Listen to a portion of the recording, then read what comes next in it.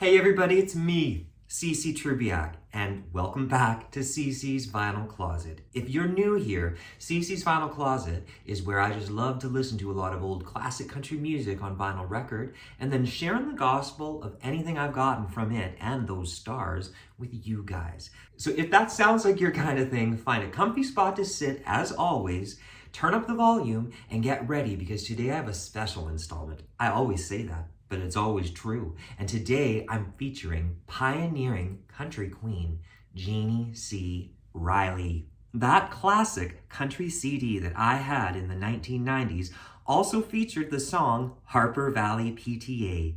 And one could only assume that I'd have sought out more music by the artist Jeannie C. Riley, but I never went further than that one song. Shame on CeCe, but here in 2023 at CeCe's Vinyl Closet, I've made it my mission to discover Jeannie's origins and also try to absorb these fine albums of hers in my growing collection for which I've anticipated hearing for some time now.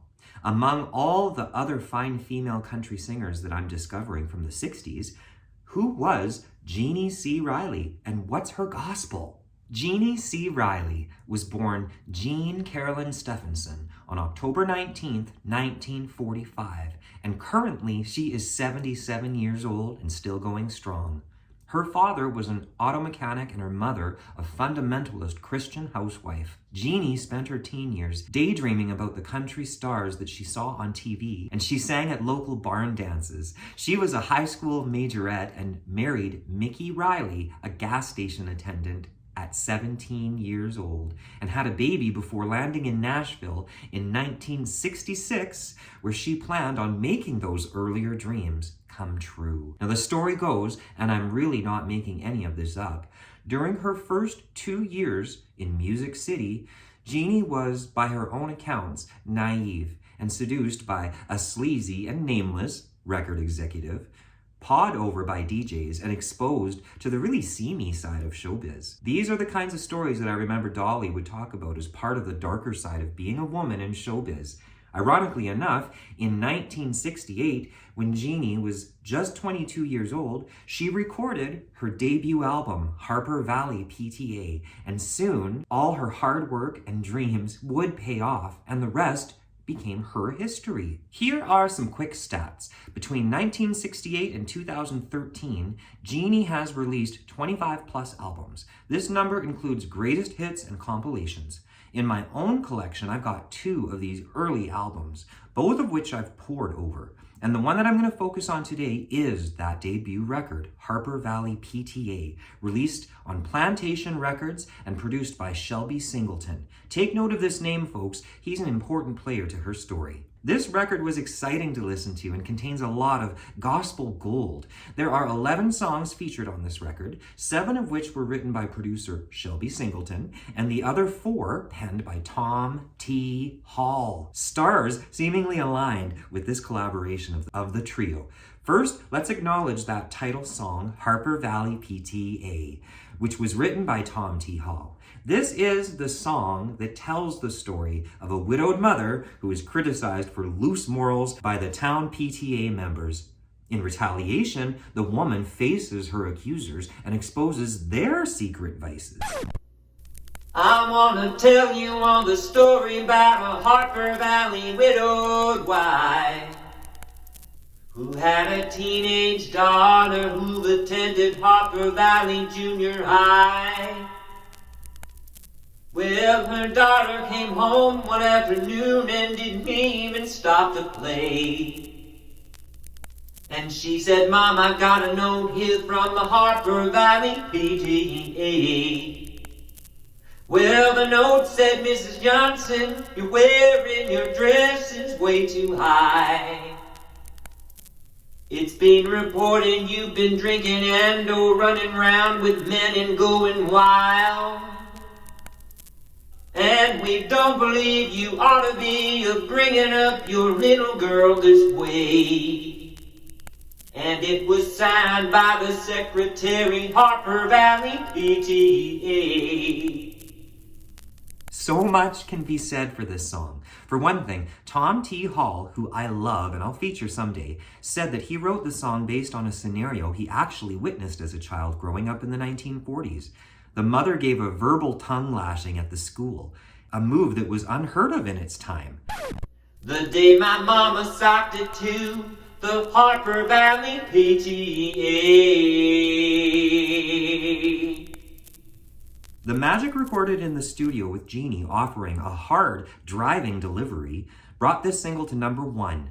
Jeannie C. Riley's debut record sold over 6 million copies as a single, and it made Riley the first woman to top both the Billboard Hot 100 and country charts. It is an iconic song, and it's also worth pointing out now that the entire record of Harper Valley PTA very much feels like another one of those cinematic experiences. Each song offers a story after a story. Themes of small town life, hypocrisy, leaving to find yourself, and sacrifice all surround this album. And that classic dobro that you all hear in the Harper Valley PTA is provided by Jerry Kennedy. Jerry's dobro style runs through each song, offering a cohesiveness to the stories.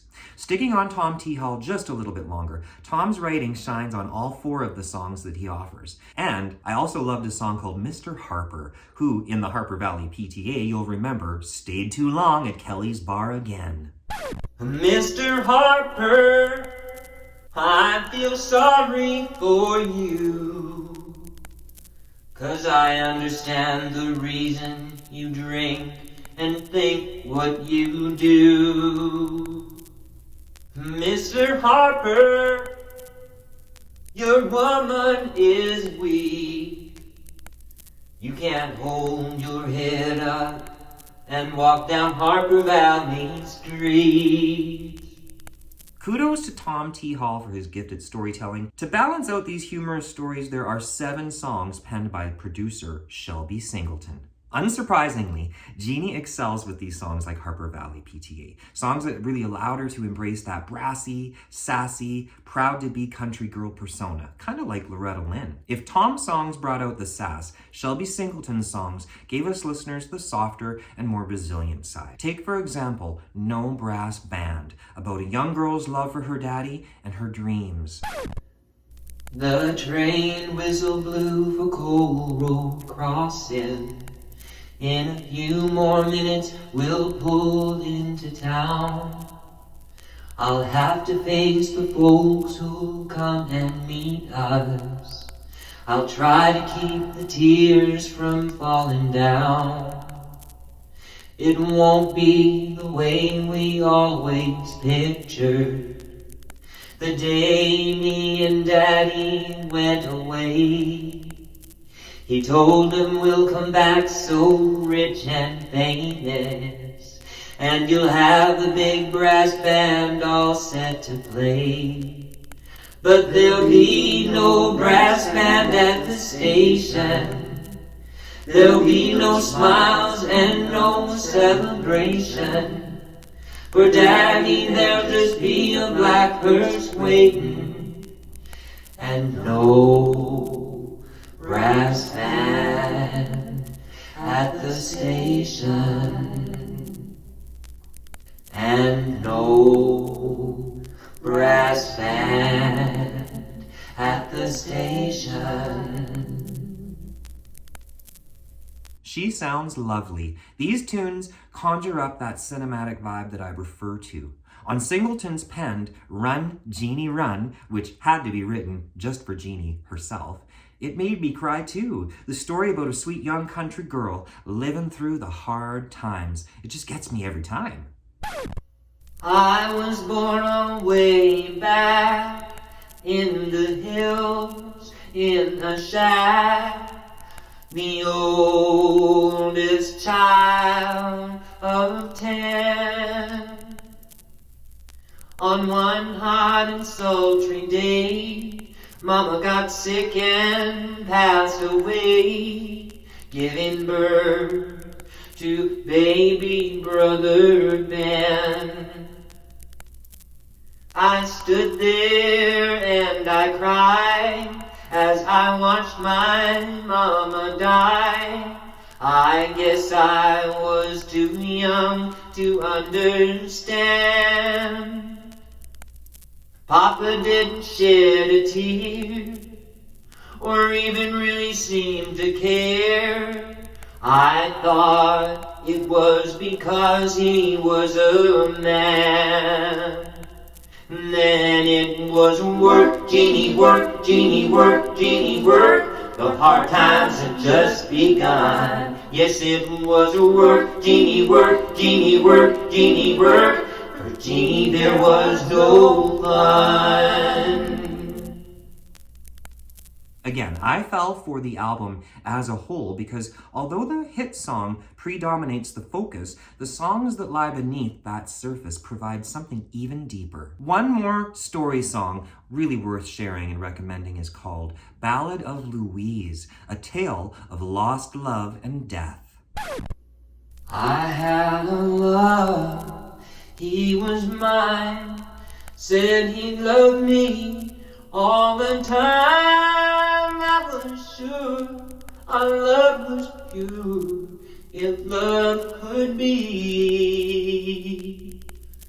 Then one morning, without warning, truth came calling on me, and her name was Louise. I needn't tell you what she said, I just wanted to be dead, for she didn't show mercy on me. You should have seen her walk away into his waiting arms that day, and I watched him stop to kiss Louise. Over these deep dives, I've grown to love so many additional females of country music history. And now, Jeannie C. Riley? Women of country have produced worthy music to keep alive today. And get this, sometimes the life stories of these pioneers offer the same cautionary advice many of these old songs do. What with this record's success? Riley won a Grammy for Best Country Vocal Performance in 1968. Woo woo! She would be at her peak success at this time, as her story goes that in reality, she was a small town innocent from a deeply religious background who'd been sexually exploited, introduced to booze, and taken into the fast lane by the smooth talkers of Music Row. We've heard these stories. From then on, Jeannie was typecast as the sassy country hussy, a role that allowed her to sing some hard-hitting songs, and I've read more recently that even in her height, Jeannie was still ill at ease. She felt like a puppet. Apparently, her handlers insisted that she maintain that sex pot image, despite her increasing objections to their manipulations. This was telling. The night that Jeannie won the Single of the Year award at a nationally televised CMA Awards in 1968, she planned on wearing a dress with tiers of organza down to the floor. But when her producer and record executive learned of this, he had the skirt cut into mini length. Jeannie C. Riley spent the biggest night of her life looking like a humiliated flamingo, her words, in silver go-go boots. Her sense of self-worth only eroded over the years. She would become a born-again Christian and began recording gospel in the 1970s. I'm enamored by what I've grown to discover about Jeannie C. Riley, and I sure hope that the male and the female counterparts in country music at that time were kind to her. It'll be easy for me to remember her better now, and I'm interested in hearing some of this gospel that she eventually found. I'm certain that her voice must have sounded at home there. What about you guys? What are your thoughts on Jeannie C. Riley and her music? Do you have any stories or recommendations for CeCe? As always, I thank you guys for watching. Please hit that like and subscribe button and stay tuned for next week's installment of CeCe's Vinyl Closet. Until then, take care of you and take sweet comfort in the music.